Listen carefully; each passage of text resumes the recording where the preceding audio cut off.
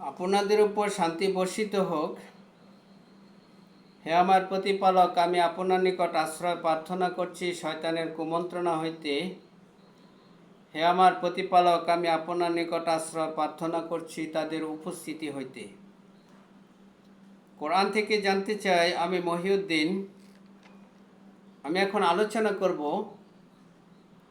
প্রচলিত সালাত বা নামাজ আর কোরআনের সালাত বা নামাজ এর মধ্যে পার্থক্য কী।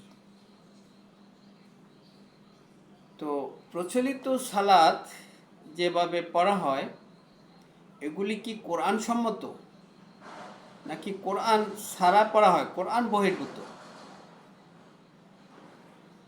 দেখুন, আমি প্রথমে যে কথাটা বলতে চাই যে প্রচলিত সালাতের মধ্যে টাকা পয়সা গ্রহণ করা হয় বেতনভুক্ত হয়ে। এটা কোরআন কিছুতেই অ্যালাউ করে না। কোরআন এ ব্যাপারে অনেক আয়াত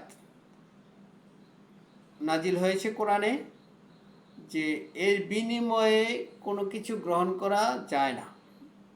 প্রত্যেক নবী বলেছেন, আল্লাহ প্রিয় বান্দা নবী রাসূলরা বলেছেন যে এর বিনিময়ে আমি তোমাদের কাছে কিছু চাই না, পারিশ্রমিক চাই না, আমার পারিশ্রমিক আমার রবের নিকট আছে। আয়াত অনেক, যেমন সূরা আরাফের 169 নম্বর আয়াত, সূরা আনামের 54 নম্বর আয়াত, সূরা আনামের 90 নম্বর আয়াত, আর আল ইমরানের 187 নম্বর আয়াত। এভাবে আরও অনেক আয়াত, বহু আয়াত।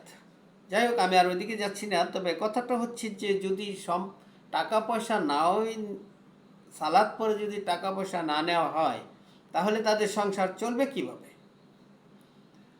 দেখুন, সালাত তো সকলেই পড়ে, তো সকলের সংসারে তো অচল হয়ে যাওয়ার কথা। যিনি টাকা নেন, বেতন নেন, তিনি যতক্ষণ সালাত পড়েন, অন্য লোকেরা তো ততক্ষণই সালাত পড়েন। তো সকল লোকেরই তো সালাতের কারণে সংসার অচল হয়ে যাওয়ার কথা। এটি কোনো কথা নয়। মূলত সালাতের বিনিময়ে কোনো মুনাফা অর্থাৎ কোন বিনিময় গ্রহণ করা কোরআন সম্মত নয়, কোরআন বিরোধী। এটা সালাত এভাবে হবে না। এটা কোরআনের সালাত নয়, এটা কোরআনের সালাত থেকে আলাদা। দেখুন, না বুঝে সালাত পড়া, অনেকে আছে যারা বুঝেই না কি পড়া হচ্ছে, নিজে পড়ছে এবং আরেকজনের পিছনে পড়ছে, কিন্তু কি পড়া হচ্ছে কি পড়ছে কিছুই বুঝছে না। তাদের জন্য সালাতের কাছেও যেতে নিষেধ করা হয়েছে, কাছেও যেন না যায়। সূরা নিসার 43 নম্বর আয়াত, সেখানে আল্লাহ রাব্বুল আলামিন বলেছেন যে তোমরা নেশাগ্রস্ত অবস্থায় সালাতের কাছেও যেও না, যদি না বুঝো কি পড়ছ, আর অপবিত্র অবস্থায় না সালাতের কাছেও যেও না। অনেকে আছে যারা বুঝে না কি পড়া হচ্ছে, তো তাদের জন্য তো এই সালাত, তো তারা পড়ছে, তারাই সালাত পড়ছে, কিন্তু এটাও কোরআন সম্মত নয়। অর্থাৎ কোরআনের সালাত এবং প্রচলিত সালাতের মধ্যে যে পার্থক্যগুলি সেগুলি আমি বলছি আর কি। নিজে থেকে কিছু কথা রচনা করে সালাতের মধ্যে যা পড়া হয় এটা কিন্তু কোরআন বিরোধী, কোরআনের সালাতের বিরোধী। কারণ সূরা হাক্কার 44-45 নম্বর আয়াতে আল্লাহ রাব্বুল আলামিন তার প্রিয় বান্দা নবী মুহাম্মদকে উদ্দেশ্য করে বলেছেন যে সে যদি নিজে থেকে কোনো কথা রচনা করে আমার নামে চালিয়ে দিত, আমি তার ডান হাত চেপে ধরতাম, কেটে ফেলতাম তার দবনিকা শিরা। দেখুন, সে যদি নিজে থেকে কোনো কথা রচনা করে আমার নামে চালিয়ে দিত, তো এই সালাত যদি নিজে থেকে যে কথাগুলি রচনা করে সালাতের মধ্যে বলা হয়, যেমন আত্তাহিয়াতু নামক যে বিষয়টা আছে, এটি কোরআনে নাই। এগুলি নিজে থেকে রচনা করা। যদিও বলা হচ্ছে যে রাসূল বলেছে, কিন্তু রাসূল বার বলে কি করে?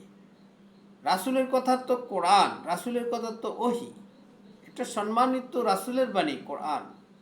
সে যদি কোরআন হলো আল্লাহর কথা, আল্লাহর কথার বাইরে যদি সে যদি কথা বলতো, তাহলেই তো তার ডান হাত চেপে ধরে তার গলাটা কেটে ফেলা হতো।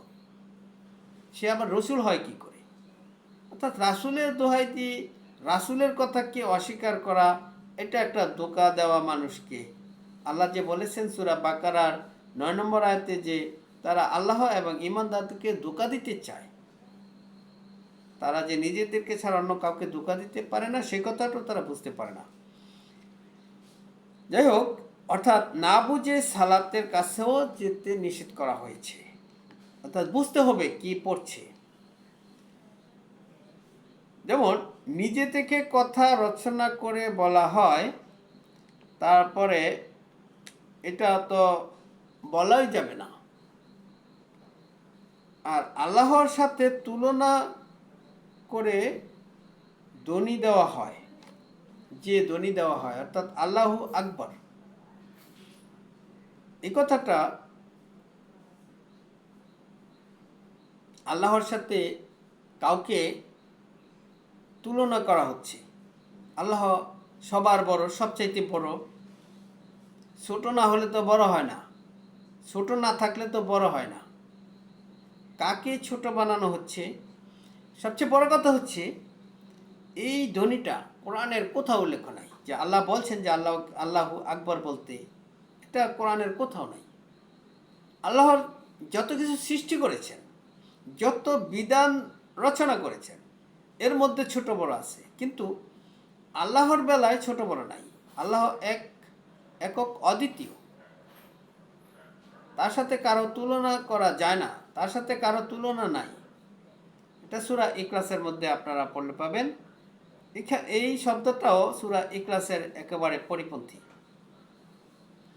দেখুন, সালাতের যে আওয়াজটা, সেটা উচ্চস্বরও নয়, আবার একেবারে ক্ষীণ শব্দও নয়, মধ্যম পন্থা অবলম্বন করতে বলা হয়েছে। কিন্তু তাদের ইচ্ছে মতো উঁচু করা হয় এবং ক্ষীণ শব্দে পড়া হয়। এটাও কোরআনের সালাতের সাথে কোনো সম্পর্ক নাই, কোরআনের সালাতের বহির্ভূত, অর্থাৎ পার্থক্য। তো কোরআনের সালাত পড়ার জন্য এখন আমি কিছু কথা বলবো যে কোরআনের সালাত কিভাবে পড়া হয়, নবী রাসূলরা কিভাবে সালাত পড়তেন। তো কোরআনের সালাত পড়তে হলে আপনাদেরকে কিছু শর্ত মেনে চলতে হবে, যেগুলি কোরআনে উল্লেখ আছে। যেমন কোরআনের সালাত পড়ার জন্য আপনাকে হাত মুখ ধৌত করতে হবে, মাথা মাসে করতে হবে, পা ধৌত করতে হবে। এগুলি কোরআনে উল্লেখ আছে, যেমন সূরা মায়েদার ৬ নম্বর আয়াতে। আর সুন্দর পোশাক পরিধান করতে হবে, সূরা আরাফের ৩১ নম্বর আয়াত। আরও আয়াত আছে, তবে আমি সব আয়াত বলছি না। তারপরে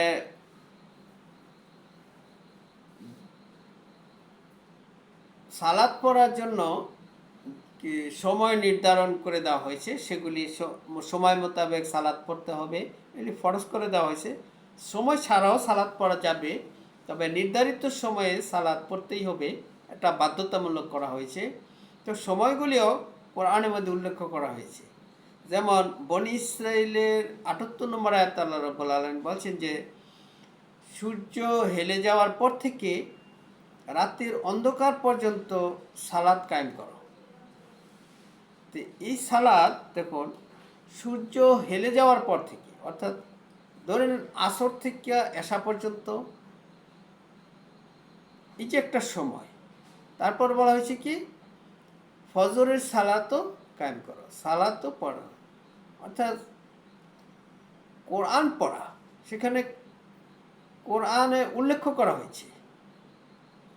তো ফজরের, অর্থাৎ এই সূর্য, সূরা তোহার ১৩০ নম্বর আয়াতে বলা হয়েছে যে সূর্য উঠার আগে আর সূর্য ডুবার আগে, রাতের কিছু অংশ, এভাবে সময় নির্ধারণ করা হয়েছে।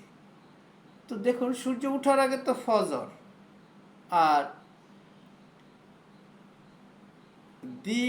দিনের অর্থাৎ দিবাবাগের দুই প্রান্তে, এবং সকাল আবার বিকাল, এই সমস্ত সময়গুলি আল্লাহ রাব্বুল আলামিন নির্ধারণ করে দিয়েছেন। আবার সূরা বাকারার 238 নম্বর আয়াতে আল্লাহ রাব্বুল আলামিন বলছেন যে দ্বিপ্রহরে অর্থাৎ দুপুরে মধ্যাংশে সালাত পড়ার জন্য, অর্থাৎ এটা জোহরের কথা ধরে নিতে পারেন, দুপুরের। এভাবে ওয়াক্তগুলি আল্লাহ রাব্বুল আলামিন নির্ধারণ করেছেন কোরআনে, অর্থাৎ কোরআনের সালাত পড়ার জন্য শর্তগুলি প্রযোজ্য। তো এখন আসুন, সালাত কিভাবে পড়ব, নবী রাসূলরা কিভাবে সালাত পড়েছেন। তো আমরা যদি এখন চলে যাই সূরা হুদের 84 থেকে 87 নম্বর আয়াত, সেখানে আপনারা পাবেন যে, পরে দেখবেন যে শোয়েব নবী তার সম্প্রদায়কে বলেছিল, হে আমার সম্প্রদায়, হে আমার কওম, তোমরা এক আল্লাহর ইবাদত করো, তিনি ছাড়া আর কোনো মাবুদ নাই।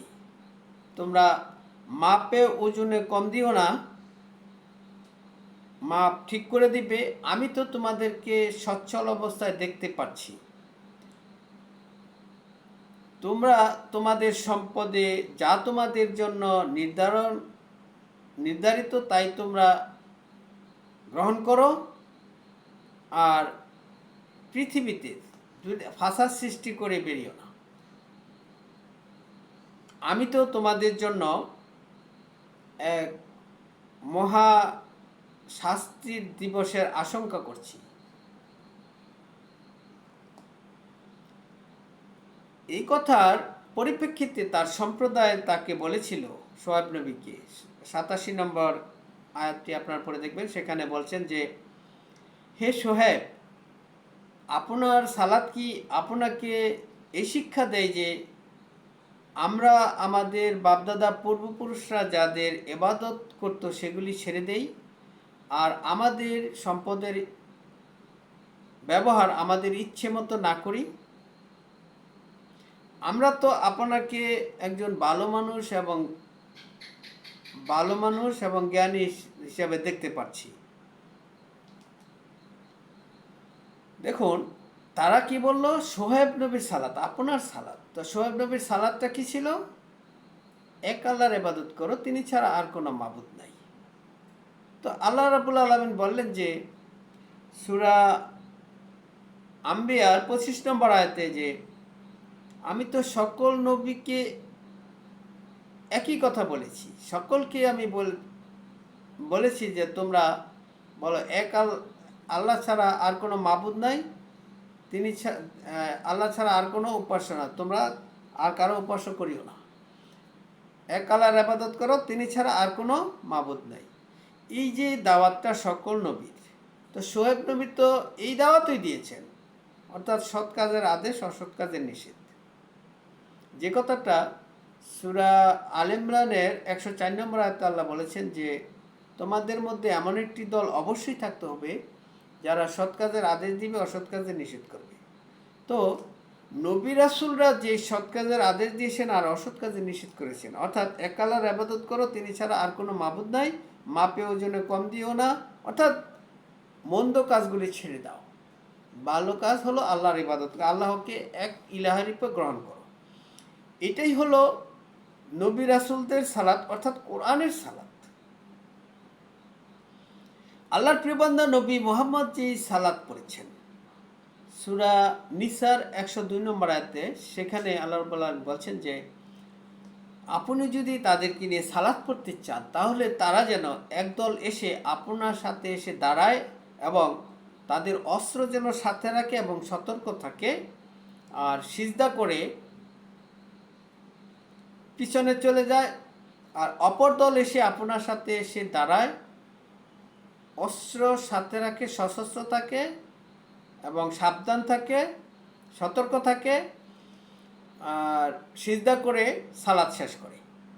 দেখুন, এই যে সালাত পড়েছে আল্লাহর প্রিয় বান্দা নবী মুহাম্মদ যুদ্ধের ময়দানে তাদেরকে নিয়ে, তো সেই যুদ্ধের ময়দানে যে সালাত পড়েছেন তাদেরকে, সেই সালাত তারা মেনে নিয়েছে, এটার নাম হলো সিজদা। তারা সিজদা করে চলে গিয়েছে। নবী যে সালাত পড়েছে আল্লাহর প্রিয় বান্দা নবী মুহাম্মদ, সেটা তারা মেনে নিয়েছে। সকল নবীরাই যে সালাত পড়েছে, এই সালাত যারা মেনে নিয়েছে তারা সিজদা করেছে, যারা মেনে নেয় নাই তারা সিজদা করে নাই, তারা সিজদাকারী নয়। তো এই সিজদা যদি আপনারা না বুঝেন, তাহলে আমি আপনাদেরকে বলবো যে সূরা ইউসুফের 1 নম্বর, 91 নম্বর আর 100 নম্বর আয়াত, এই 3টি আয়াত আপনারা পড়ে দেখবেন। সেখানে আল্লাহ রাব্বুল আলামিন বলছেন যে ইউসুফ নবী ছোট্টবেলা যখন স্বপ্নে দেখলেন, যে তার পিতাকে বলল, আমি স্বপ্নে দেখেছি 11টি তারকা এবং চন্দ্র সূর্য আমাকে সিজদা করছে। তখন তার পিতা বলল, এই কথা তোমার ভাইদেরকে বলিও না। আর 91 নম্বর আয়াতে আল্লাহ রাব্বুল আলামিন বলছেন যে ইউসুফ নবী যখন তার ভাইদের কাছে তার পরিচয় প্রকাশ করলো, তখন তার ভাইয়েরা বলল যে নিশ্চয়ই আল্লাহ আপনাকে আমাদের উপর মর্যাদা দিয়েছেন। আর 100 নম্বর আয়াতে আল্লাহ রাব্বুল আলামিন বলছেন যে ইউসুফ নবী যখন তার পিতামাতাকে সিংহাসনে বসিয়ে দিল, তখন তার ভাইয়েরা তাকে সিজদা করল। তখন ইউসুফ নবী তার পিতাকে বলল, এই হলো আমার সেই স্বপ্নের ব্যাখ্যা, যেই স্বপ্নের কথা আমি আপনাকে বলেছিলাম। তো এখানে যে সিজদাটা, সেটা হলো যে আল্লাহ রাব্বুল আলামিন যে মর্যাদা দিয়েছেন ইউসুফ নবীকে, মর্যাদাশালী বানিয়েছেন, সেটা আল্লাহর এই মর্যাদা দেওয়াটাকে, আল্লাহর এই বিধানটাকে তারা মেনে নিয়েছে। এটা হলো সিজদা, অর্থাৎ তারা মেনে নিয়েছে। দেখুন, প্রচলিত যে সালাত, এই যেই সালাতের বিনিময়ে টাকা পয়সা নেওয়া হয়, এই সালাত যদি কোরআনের সালাত হতো, নবী রাসূলদের যদি সালাত হতো, তাহলে তো ইউসুফ নবীর পিতা, তিনি তো নবী ছিলেন, অর্থাৎ ইয়াকুব নবী, তিনি তো এইভাবে সালাত পড়িয়ে মানুষের কাছ থেকে টাকা নিতে পারতেন। তিনি তো তেমন সচ্ছল অবস্থায় ছিলেন না। তার সন্তানেরা, তার ছেলেরা সেই ইউসুফ নবীর কাছে যাইতো রসদ আনতে। অর্থাৎ প্রচলিত যে সালাত, এটা যে কোরআনের সালাত নয়, এটা যারা পড়ে তারাও স্বীকার করে যে কোরআন দিয়ে এই সালাত পড়া যায় না। তো দেখুন, সিজদার ব্যাপারে আল্লাহ রাব্বুল আলামিন ইবলিস শয়তানকে সিজদা করতে সকলকে সিজদা করতে বলা হয়েছিল, তো ইবলিস শয়তান সিজদা করে নাই। যখন আদমকে সিজদা করতে বলা হয়েছিল, তখন আল্লাহ রাব্বুল আলামিন বলেছিলেন ইবলিস শয়তানকে যে কোন জিনিস আমার হুকুম অমান্য করতে তোমাকে বাধ্য করলো, তুমি কি নিজেকে পবিত্র মনে করো নাকি? সে বলল, অবশ্যই আমি তার চাইতে উত্তম, কারণ আপনি আমাকে আগুন থেকে সৃষ্টি করেছেন আর তাকে সৃষ্টি করেছেন মাটি থেকে। তখন তাকে বলা হলো যে তুমি হইলে অভিশপ্তদের অন্তর্ভুক্ত। তো অভিশপ্ত কারা? যারা অহংকার করে, যারা নিজেদেরকে পবিত্র মনে করে। আল্লাহ রাব্বুল আলামিন আল্লাহর প্রিয় বান্দা নবী মুহাম্মদকে বলেছেন যে আপনি কি তাদেরকে দেখেছেন যারা নিজেদেরকে পবিত্র মনে করে, অথচ আল্লাহ যাকে ইচ্ছে তাকে পবিত্র করে থাকেন। সূরা নিসার 49 নম্বর আয়াত। দেখুন, এই যে আল্লাহ রাব্বুল আলামিন বলেছেন যে আল্লাহ যাকে ইচ্ছা তাকে পবিত্র করে থাকেন, তো এখানে যারা নিজেদেরকে পবিত্র মনে করে তারাই তো শয়তানের অনুসারী। সূরা নাজমের 32 নম্বর আয়াতে আল্লাহ রাব্বুল আলামিন বলেছেন যে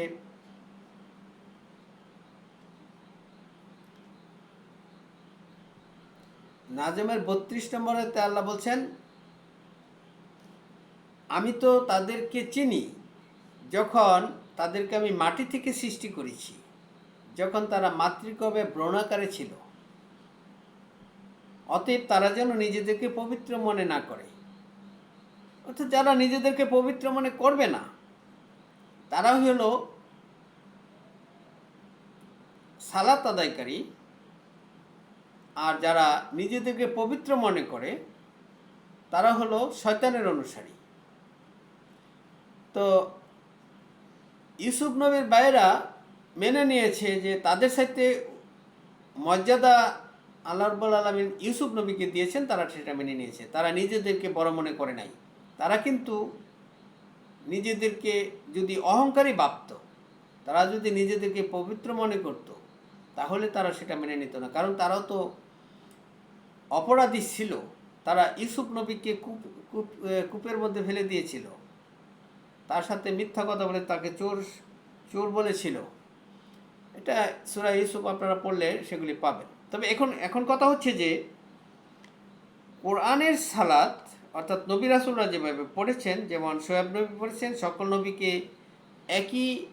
নবী একই সালাত পড়েছেন, এটা আল্লাহ রাব্বুল আলামিন কোরআনে বলেছেন সূরা আম্বিয়ার 25 নম্বর আয়াতে।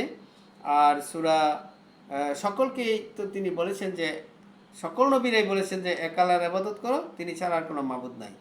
এই সৎ কাজের আদেশ, অসৎ কাজের নিষিদ্ধ হলো সালাত। এই সালাত পড়ার যে সময়গুলি আল্লাহ রাব্বুল আলামিন বলেছেন যে সূর্য হেলে যাওয়ার পর থেকে রাতের অন্ধকার পর্যন্ত, এবং ফজরেও সালাত কায়েম করা, এই সময়গুলি। তারপরে মধ্যাংশে, অর্থাৎ এগুলি সময় নির্ধারণ করে দেওয়া হয়েছে। তো এখন কথা হচ্ছে, এই যে প্রচলিত যে সালাত, যেগুলি কোরআনে নাই, কোরআন মানলে পরে এই সালাত পড়া যাবে না, এই সালাতটা কোত্থেকে আসলো? এই সালাতের ইতিহাস একেবারে সহজ। কারণ আল্লাহর প্রিয় বান্দা নবী ইব্রাহিমের দাঁড়ানোর জায়গা থেকে সালাত নিয়ে আসার কথা আল্লাহ রাব্বুল আলামিন বলেছেন সূরা বাকারার 125, 126 এই আয়াতগুলি আপনারা পড়ে দেখবেন। সেখানে ইব্রাহিম এবং ইসমাইলকে আল্লাহ রাব্বুল আলামিন নির্দেশ দিয়েছিলেন যে তোমরা এই কাবাঘরকে পবিত্র রাখবে তাদের জন্য, যারা রুকুকারী, যারা তোয়াফকারী, এতেকাফকারী, রুকু সিজদাকারী, তাদের জন্য এই কাবাঘরকে পবিত্র রাখবে।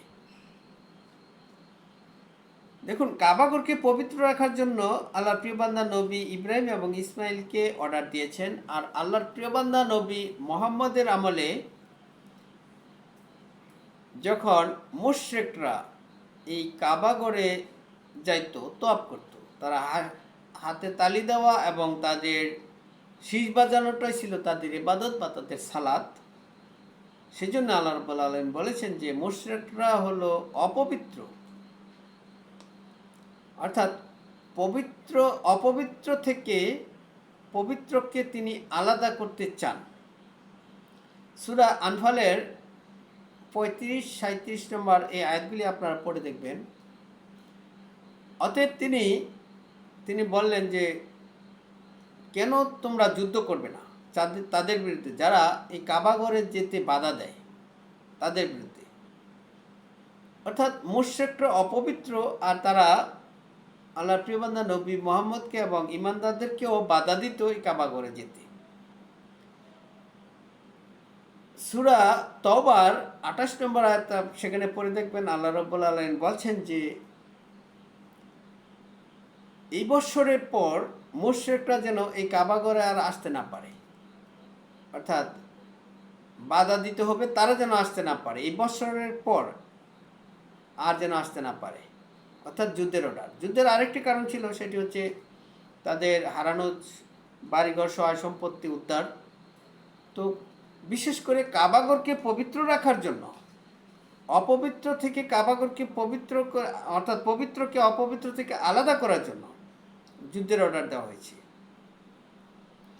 সেই কাবাঘরে যে সালাত বর্তমানে প্রতিষ্ঠিত আছে, কায়েম আছে, সেই সালাতই তো সারা পৃথিবীতে ছড়িয়ে গিয়েছে। যেই সালাত আল্লাহর বিধান এই কোরআন দিয়ে পড়া যায় না, এই কোরআন মানলে পরে এই সালাত পড়া যায় না। তাহলে কোরআনের সালাত, নবী রাসূলদের সালাত কায়েম করতে হলে সেই কেন্দ্র অর্থাৎ ইব্রাহিমের দাঁড়ানোর জায়গাকে পবিত্র করতে হবে। যেই পবিত্র রাখার জন্য ইব্রাহিম এবং ইসমাইলকে আল্লাহ রাব্বুল আলামিন নির্দেশ দিয়েছিলেন। দেখুন, সেই কাবাগরে কালো পাথর নামক একটি পাথর নিয়োজিত আছে, নির্মিত, যেখানে যেই পাথরকে পাপ মোচনকারী পাথর হিসাবে গণ্য করা হয়। এটা কি অপবিত্র নয়? এই অপবিত্র থেকে পবিত্র ঘরকে আলাদা করার জন্য, পবিত্রকে অপবিত্র থেকে আলাদা করার জন্য এটা দায়িত্ব কার? যারা দাবি করে যে আমরা আনুগত্য করি আল্লাহ এবং রাসূলের, যারা আল্লাহ এবং রাসূলের আনুগত্য করবে, তারাই তো রাসূলদের অনুসরণ করবে। যে রাসূলরা যুদ্ধ করেছেন, যে রাসূল আল্লাহর প্রিয় বান্দা নবী মুহাম্মদের আমলে কাবাগরকে পবিত্র করার জন্য, মুশরিকদেরকে সেখান থেকে তাড়ানোর জন্য যে যুদ্ধ করতে হয়েছে, সেই কাবাগরকে পবিত্র রাখার দায়িত্ব কি রাসূলের অনুসারীদের নয়?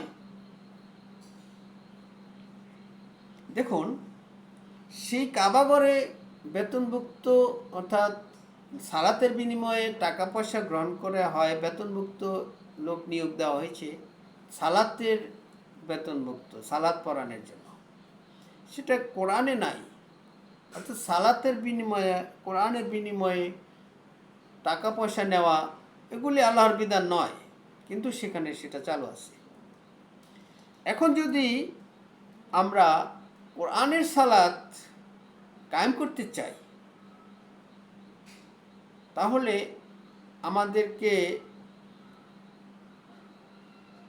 আমাদেরকে মানতে হবে যে আল্লাহর প্রিয় বান্দা নবী মূসা এবং হারুন নবীকে যে নির্দেশ আল্লাহ রাব্বুল আলামিন দিয়েছিলেন যে তোমরা মিশরে গড় বানাও এবং সেই গড়গুলিকে সালাতের জায়গা রূপে গ্রহণ করো, প্রত্যেকের গড়কে সালাতের জায়গা রূপে গ্রহণ করো।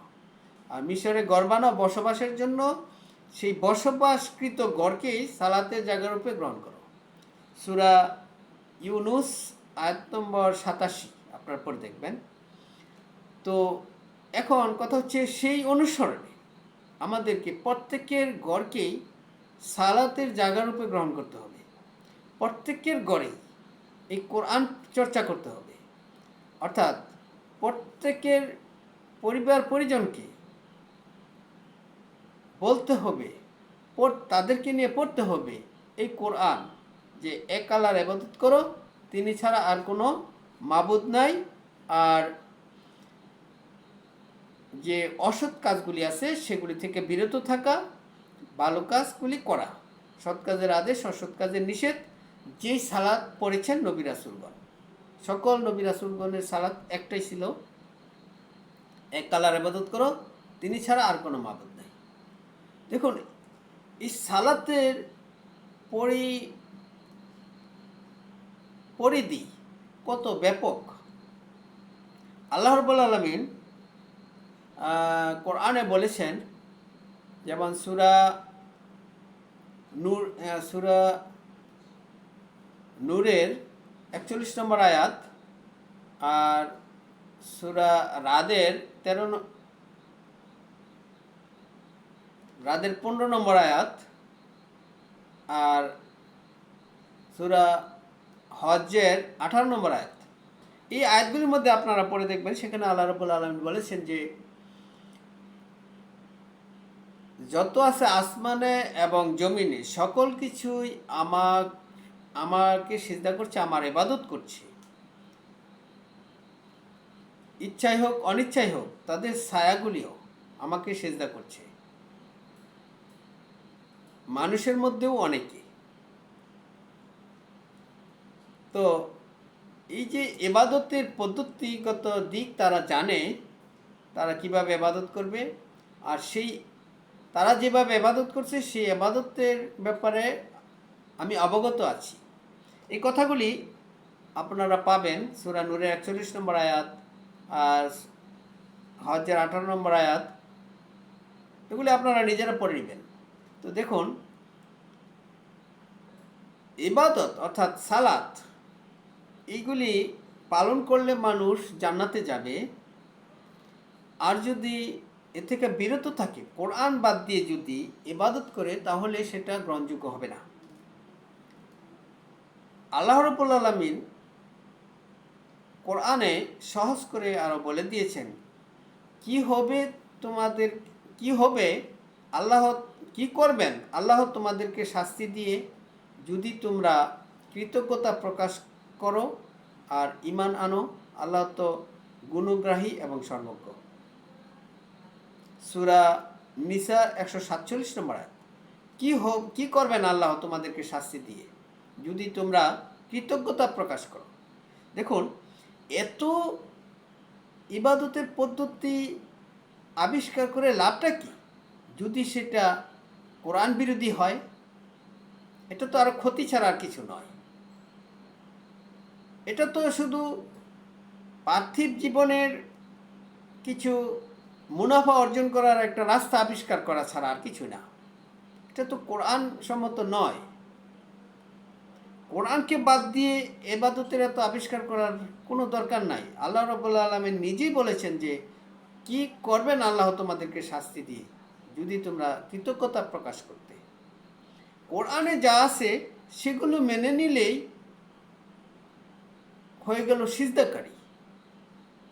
আর এই কোরআন তেলাওয়াত করলে, বুঝে পড়লে, জেনে নিলে, এটা হলো সালাত, ইবাদত।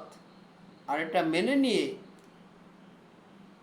নত হয়ে, নম্র হয়ে মেনে নিলে একটু সিজদা করা। দেখুন, আল্লাহ রাব্বুল আলামিন উদাহরণ দিতে বলেছেন ফেরাউনের স্ত্রীর। সূরা অর্থাৎ 66 নম্বর সূরার 11 নম্বর আয়াতে আল্লাহ রাব্বুল আলামিন বলেছেন যে আপনি তাদেরকে শুনিয়ে দিন, ফেরাউনের স্ত্রীর কথা তাদেরকে জানিয়ে দিন, যে বলেছিল হে আমার প্রতিপালক, জান্নাতে আমার জন্য একটি ঘর বানিয়ে দিও আর অত্যাচারী ফেরাউনের সম্প্রদায় হতে আমাকে উদ্ধার করো। ফেরাউন এবং তার সম্প্রদায় হতে আমাকে উদ্ধার করো। দেখুন তো তার কি বক্তব্যটা, তার কি কথাটা, যে আমাকে, আমার জন্য একটা ঘর বানিয়ে দিও জান্নাতে আর ফেরাউনের অত্যাচার থেকে আমাকে উদ্ধার করো। এমন নেক বান্দি যার কথা কোরআনে আল্লাহ রাব্বুল আলামিন বলেছেন, সে কিভাবে এত বড় অপরাধী ভয়ঙ্কর অপরাধীর অধীনস্থ স্ত্রী, অধীনস্থ থেকে কিভাবে সে নেককার বান্দিতে পরিণত হয়েছে একটু কল্পনা করতে পারেন? 66 নম্বর সূরার 12 নম্বর আয়াতে আল্লাহ রাব্বুল আলামিন বলেছেন উদাহরণ দিতে যে ইমরানের মেয়ে মরিয়মের কথা তাদেরকে জানিয়ে দিন যে নিজেকে পর্দা করলো এবং তার মধ্যে পবিত্র আত্মা ফুঁকে দেওয়া হলো। আপনারা কি একটু চিন্তা করতে পেরেছেন যে ইমরানের মেয়ে মরিয়ম সে কিভাবে নেককার বান্দিতে পরিণত হয়েছে?